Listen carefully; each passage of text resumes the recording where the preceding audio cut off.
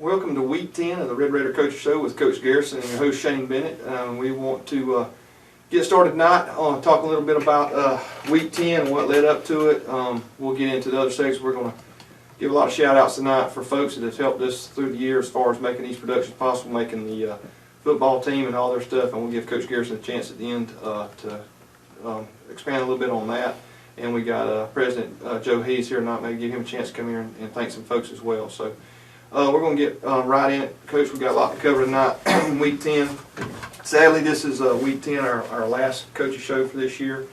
But we want to talk a little bit about, we come into Week 10, we know we got no hope of going to the playoffs.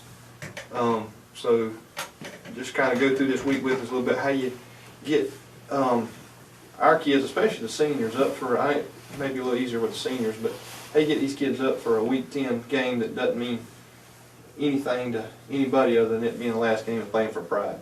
You know, that was the biggest question coming in, even in our coaches meeting last weekend. You know, after Bryan County beat Meadow, we knew that knocked us out of playoff contention, any hopes for a mini game.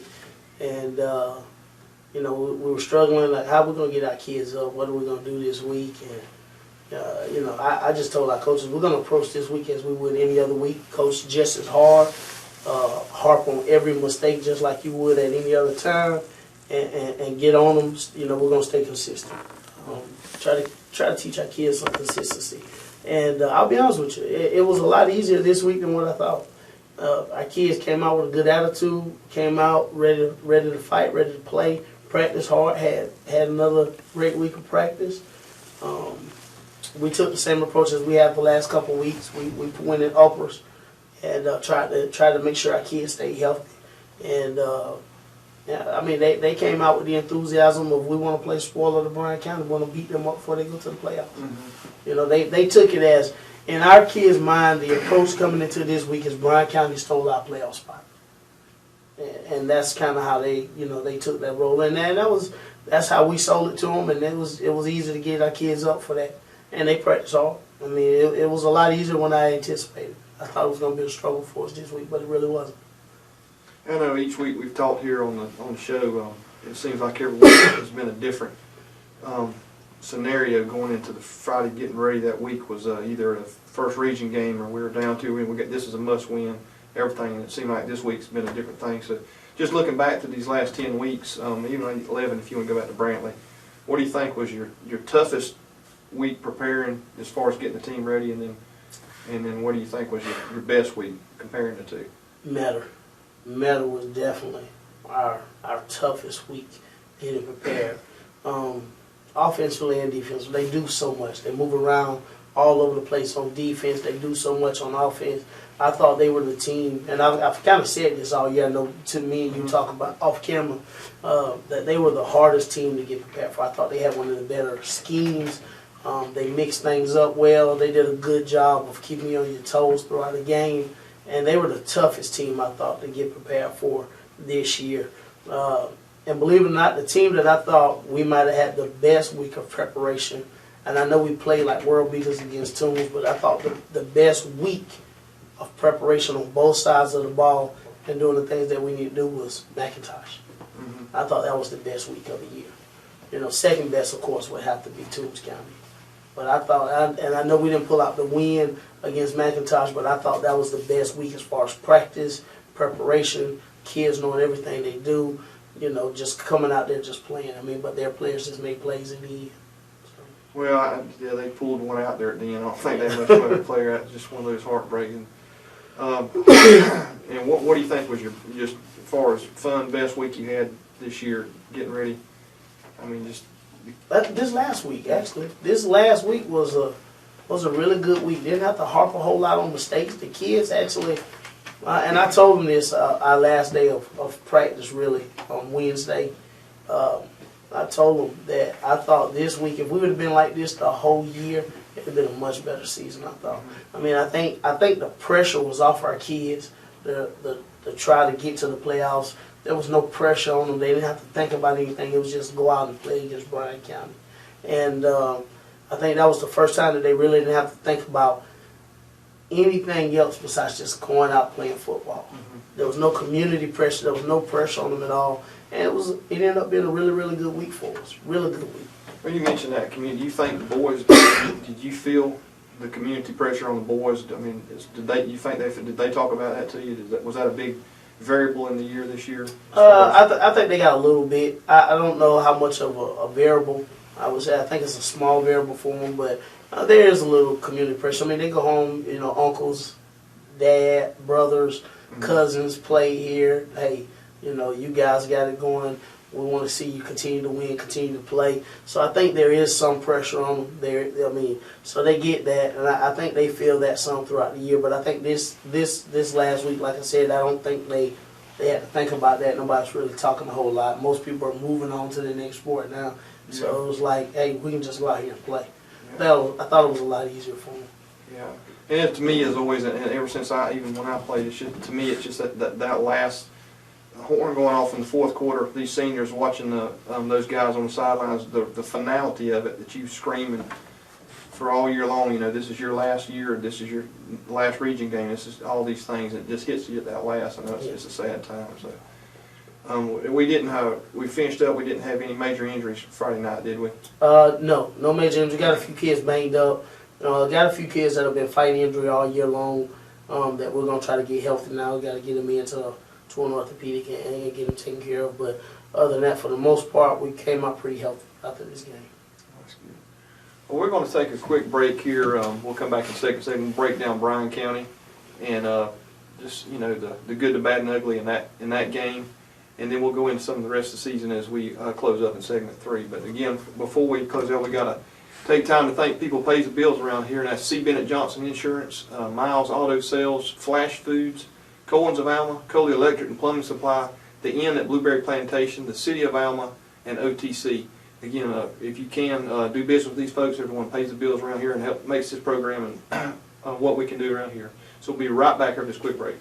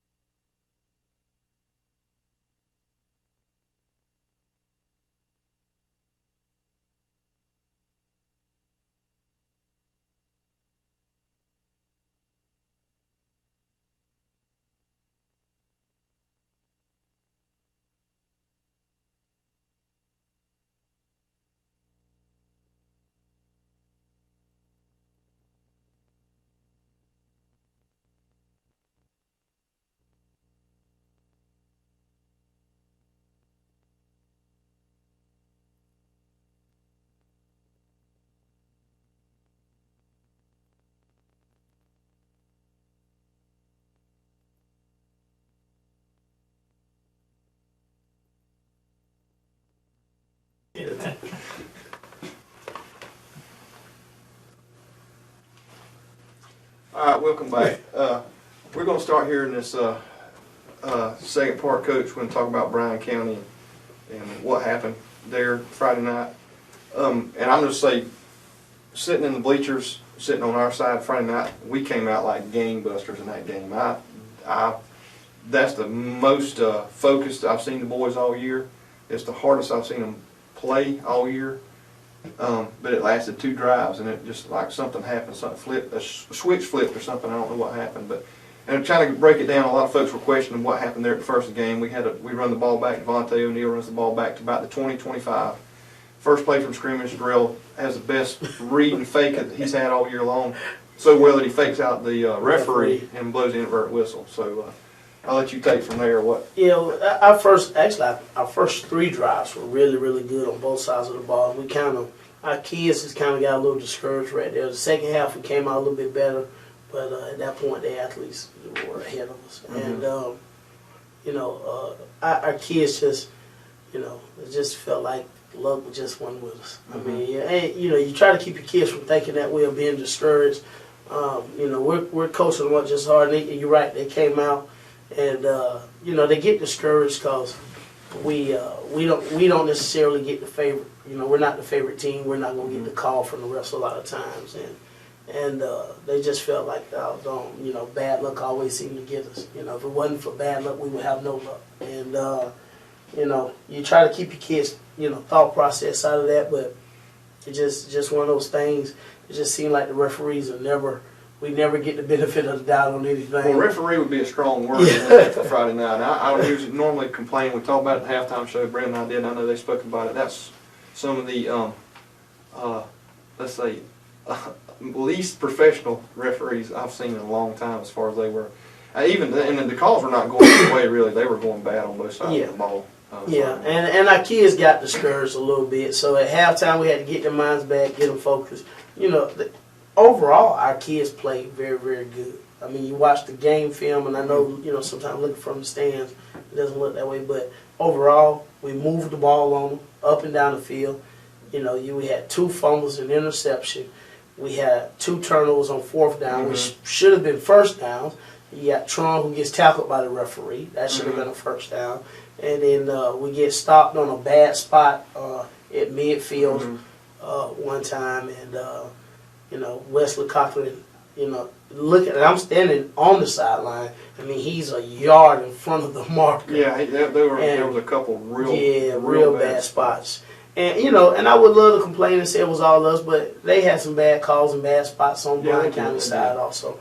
You know, and I'm just saying from the stand, you just saw the demeanor of the boys. It just kind of knocked the wind out of us. That 4th and goal, or that was a 4th. Yeah, there were the ball got fumbled there when we were going in the end zone. We should have been up 14-0 at that point. And I'm thinking we're going to blow these boys out. It's going to be a run rule here before we get in the half. But it just seemed like that just tipped it over, and they just went. I think they kind of knocked the wind out of us. I think that, and then when Drell's called back, our kids just kind of got deflated a little bit. Just felt like this game was going south on us again. And you know, like I said, overall they played well. I mean, you know, that's the battle you always fight as a coach. Make sure your kids stay focused. Don't let the referees or situations in the game get in their head and try to. I mean, even in, you know, college NFL, you always hear coaches talking about, you know, we just got to get over that one play, and that's kind of what we are. We still have to learn to get over the mistakes. And I tell the kids all the time, mistakes are going to happen in a football game. You're not going to play a perfect football game, and if you do, I mean, it's just a blessing. And you know, and of course we didn't play one, and you know, our kids just got a little deflated right there. You know, just felt like, you know, it's not going to go our way. We're not going to get the calls. You know, and it's just one of those things. I mean, you try to make sure they don't focus on that, but it creeps in there sometimes. I mean, and then like I said, at halftime we get the kids readjusted, refocused. We come back out, and I was proud of the way they played. I mean, they played hard to the very last snap.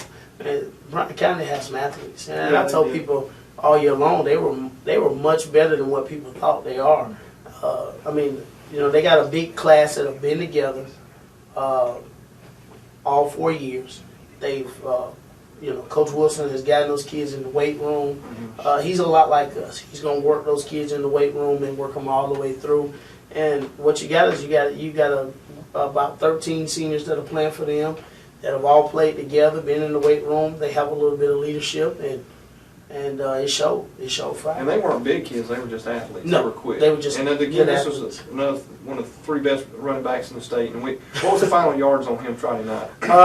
According to our stats, I think we held him to under 85 yards. I also had him 82. So that's Yeah. So again, we've held all 3 of these running backs we faced this year.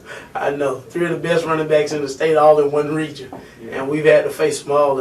And you know, I would like to think we did a good job of containing them all. You know, I mean, just like I said, just happened to not catch the breaks. We got beat on a couple plays in this game Friday night. We bit on the slant and go, and we got bit on the hitch. We bit on the hitch and go, and then they got us on the play action off of speed option play action. Yeah. Which I'll be honest with you, I had 8 games on Bryan County. Broke down every game. I gave the kids a scouting report with 6 games in it, and not one time had I seen that play. They hadn't showed that play all year long. And I talked to Coach Wilson from Bryan County. He's a very, very good football coach. And I talked to him Sunday, and he said, Coach, we hadn't ran that play all year. We knew your kids were playing so physical and so fast getting down here. We were hoping we could just get it off. We felt like if we get it off as fast as your kids were reading the football and getting downhill, that we could get it behind you, and they did. I mean, they took what we do defensively and used it against us, which was a good call. Yeah, they made some good adjustments, I can Yeah. tell. So, and I can tell you, there'll be coaches looking at what we did defensively to stop those running backs and using that in the playoffs against them. But doing so. But overall, I'd say we shut them down defensively. We did what we had to do. Drell, again, when he was turned loose there, he still did what we know Drell can do. The fumbles hurt us again, some bad calls. So all in all, I mean, we can find some positive in what happened Friday night. It was a cold game. There was a lot of breath in the air. But Bryan County is a good football team, like you say. So. Yeah, and it was a good physical football game. You know, I don't know what their injuries are. I can tell you after that game, they had some players that were definitely banged up. Number 7 was banged up. He was banged up after the first time Drell hit him. Yeah, he was. And the running back, he was banged up. I mean, it was a good, hard, physical football game. You know, their athletes just made plays over our athletes. And you know, we're still fairly young. They had a senior group, number 23, number 2, number 6, 8. I mean, all those guys for them are seniors. 7, I believe, is a junior. But most of those guys, most of their athletes are seniors. And their leadership showed. They made plays where our kids didn't. And they did a good job making adjustments, rerouting themselves to catch balls in the air, and getting off on our kids. So. Well, Coach, we'll take a quick break and we'll come back and we'll break down the end of the year, what we got to look forward to, who we got coming back, and thank a lot of our folks that has helped us through this year and kind of wrap it up for the year. So we'll be right back after a quick break.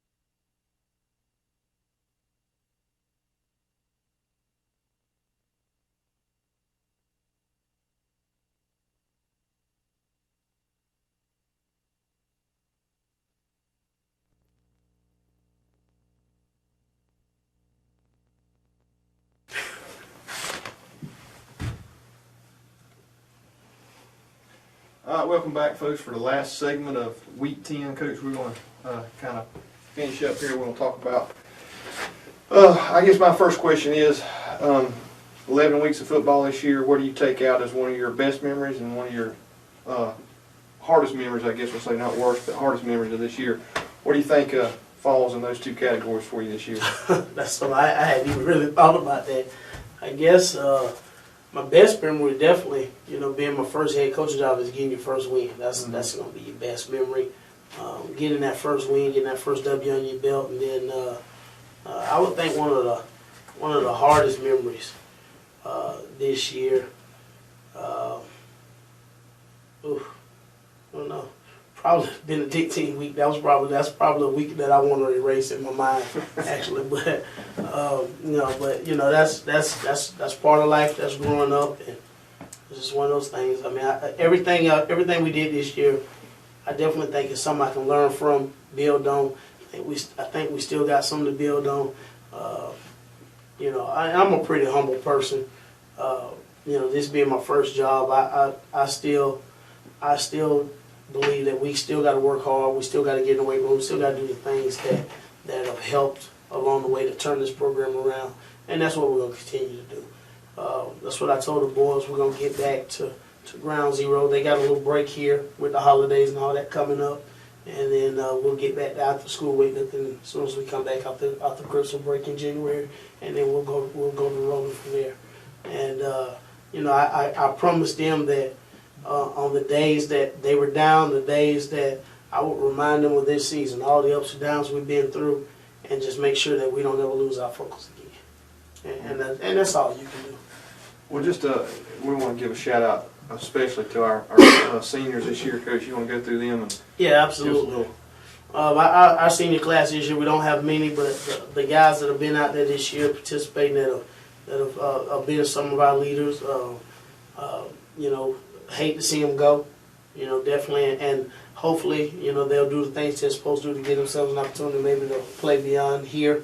Ronnie Peterson, Cal Wilcox, William Merritt, we have Antonio Madison, and let me see, our last senior will be Ryan Howell.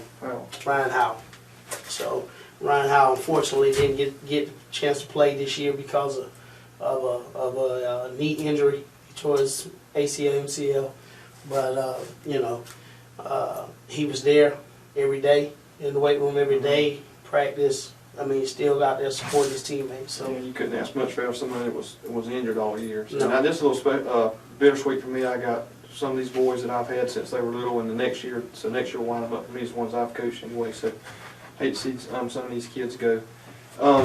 Anything else you take from this year, Coach, that you want to share that we would? I know we've talked about a lot of stuff this year, but we come in all the different changes that has been made as far as with the boys and moving folks around on offense and defense. But what do you think would be one of your better moves this year, and what was one of your least favorite moves that you made this year? We'll exclude the Benedictine week. Yeah, that's a week definitely that we want to put behind us. But I think one of the best moves we made this year was going back to Jay Jackson on the offensive line, getting him to commit to the offensive line, and Anthony Florence in the backfield. I thought that was a good move. I know he helped us on the offensive line the year before, but having him in the backfield this year helped us out a whole lot because, I'll be honest with you, we struggled in that area in the backfield a little bit at our fullback position, and I think it's going to get better. He'll be coming back in along with Wesley Cochran, who I think is going to be a football player, and I think the worst move I made this year was trying to play Wesley Cochran at safety. I think that was a bad move because I think he's going to be a linebacker before it's over with. Yeah. But that and maybe I'm trying to think. I would say probably Wesley, trying to play Wesley at safety, and I don't know. I think that might be the worst move we made. For the most part, I think every other move we made for the betterment of the team, which is what you try to do as a coach. Right. And I just don't think that Wesley move helped us any this year. But I think moving him down the linebacker is really going to help us, and I think he's going to be a good one. Actually, one of my memories of this year, one of the better memories I remember is Wesley's one of his first runs, and sitting where we sit up there on home games, his dad sits right down in front of me, and seeing him and that pride in the dad, I can only imagine how that felt for him. It was good to see him. He's a good kid, and his dad's been a big supporter of the Booster Club as well too. He has. It's good. But well, Coach, I want to give you a chance to shout out about some other folks. I know you said you want to mention a few things. Yeah, absolutely. I want to thank definitely First Baptist Church for the wonderful breakfast all year long. Mr. Johnson, Mr. Dow, Joe Hayes, I mean, all those guys that came in, Lance Wade, I mean, all those guys that came in every morning and fixed the breakfast, Joe Bordeaux, Mr. Manning, I mean, those guys were familiar faces most of the mornings there. I got to thank those gentlemen for getting up. I mean, I know a lot of people don't know, but we do a Friday morning breakfast devotional deal if they want to speak and come in and get the kids going and get them breakfast. A lot of kids don't get that type of stuff in the morning, and that was huge. I want to thank all the churches that participated this year with our Booster Club and with you and T-Boy organizing that, giving us a pregame meal. I mean, that was big this year. That's always great for our team. I want to thank Ron Williams, the owner of Subway, Yes. Donated breakfast to us this year, did all our post-game sandwiches on our trips, and also sponsored our pregame meal this past week. So I want to thank him, and then of course, thank our administration at school. Our new superintendent, she was real supportive this year.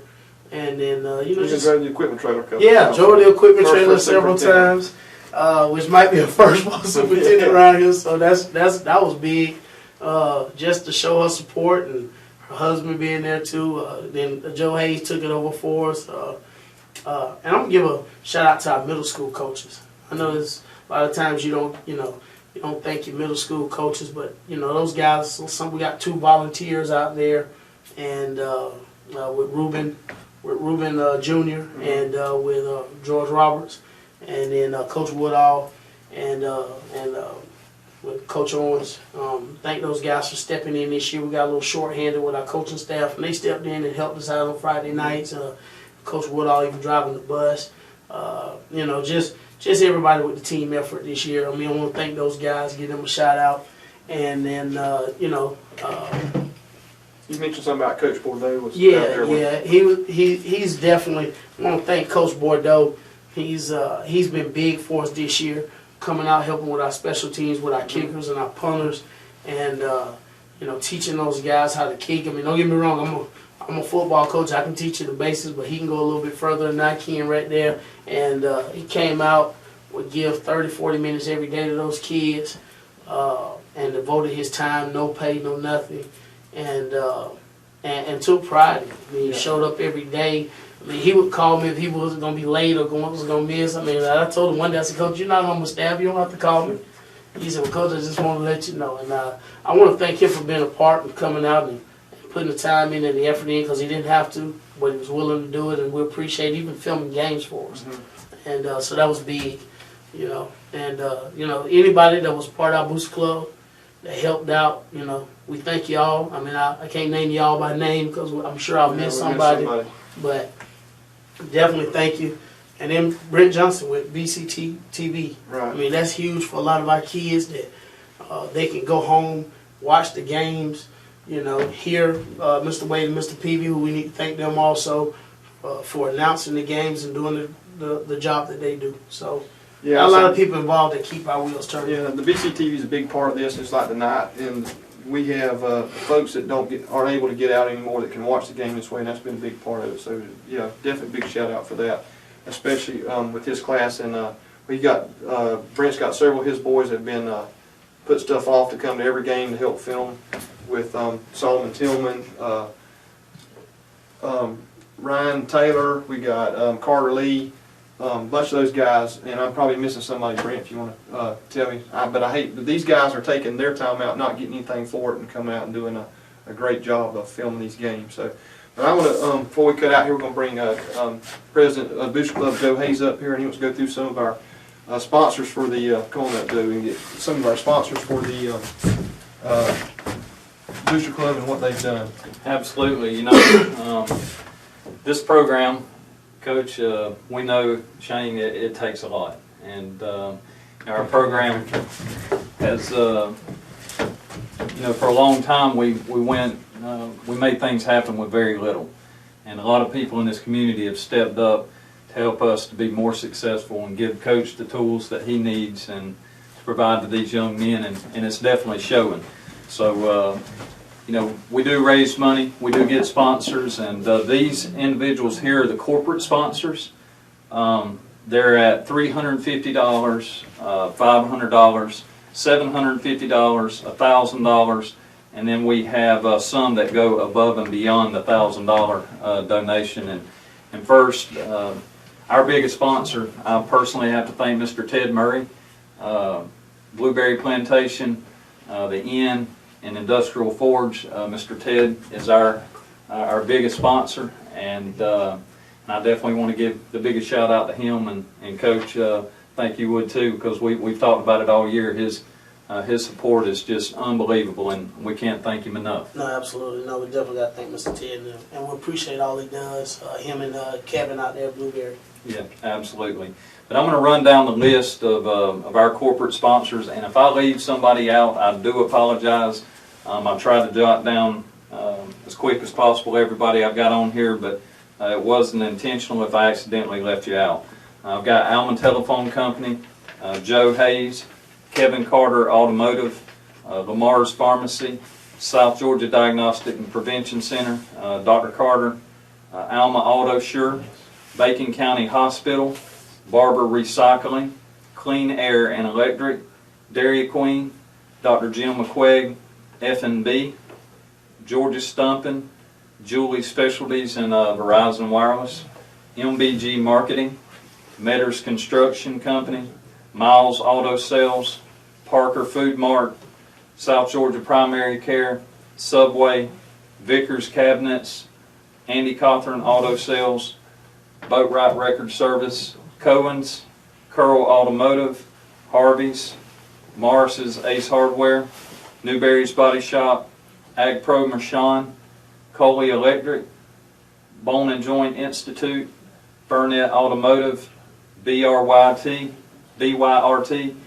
C. Bennett and Johnson Insurance Agency, H&H Equipment, Parts, Satilla REMC, Wheeler Insurance, Mr. Mike Wheeler, K&L Barbecue, Sunbelt Pest Control, The Easy, Army Guard, Robert Goodman, CPA, Alma Pack, Alma Church of God, First African Baptist Church, Anytime Fitness, Discount Tire, and TNT Record Service, Prince Ford, United Hospital Laundry Services, and Roadrunners Truck Stop. And we've got Corey Johnson with Johnson Farms also. And Coach, can you think of anybody I might have left off there? No, I think that's about it. So that was all of our corporate sponsors that all paid at the $350, $500, $750, and $1,000 and above. So we definitely want to thank those guys, and we tremendously appreciate their support. These were our individual.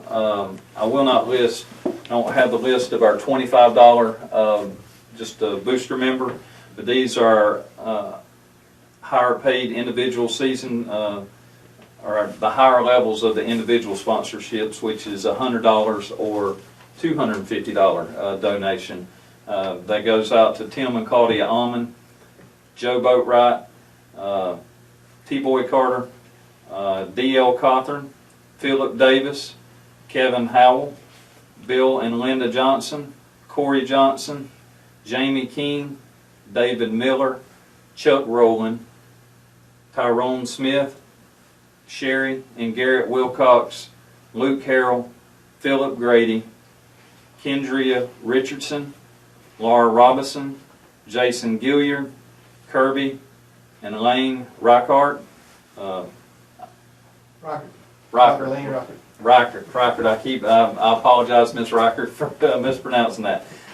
Timmy Carver, James Dean, and Daryl Boatwright. So I definitely, if I left you off that list also, I do apologize, but those were people that did an individual sponsorship, and we definitely want to thank those as well. And a lot of these people here too, personally, are the ones that are the backbone of this whole booster club. And you know, we've got members that come week in and week out, and the Wilcoxes, the Almonds, the Mannings, the Johnsons, Mr. D.L. Cothran, Phil Davis, Brent Johnson, Shane Bennett, Coach, myself, Mr. Bill Johnson, Brent Johnson, Audie. Yes, Audie Holton, and so I want to thank those guys for their support and their help and the work, everything that goes behind this, and like I said, these people have really dedicated a lot of time to help us keep this program successful. And Coach, that's the list, and we want to thank you again for your support, and we're all proud to be a Raider, and I can't wait till next year. It ended, and it's that kind of the sweet sorrow, and but at the same time, you know, we're getting ready already to prepare for next year. So work hasn't ended, so season ended, but we're getting ready to start next year already. Absolutely, absolutely. And the drawing for the helmet and the football, we postponed the drawing that was going to be tonight. We put that off to December 5th. We wanted to do it so we could do it at the parade, and we could make an announcement. We could do the drawing in front of the crowd as well. So we just took advantage of that to be able to use the parade and make it a little bit bigger announcement. So the drawing for the helmet and the football will be on December 5th. Please get with any of us, with myself or Brent Johnson, Tim Almond, or call Coach if you see him, and we'll see if we can't get you a ticket for those. And again, I want to thank everybody for all your support, and go Raiders.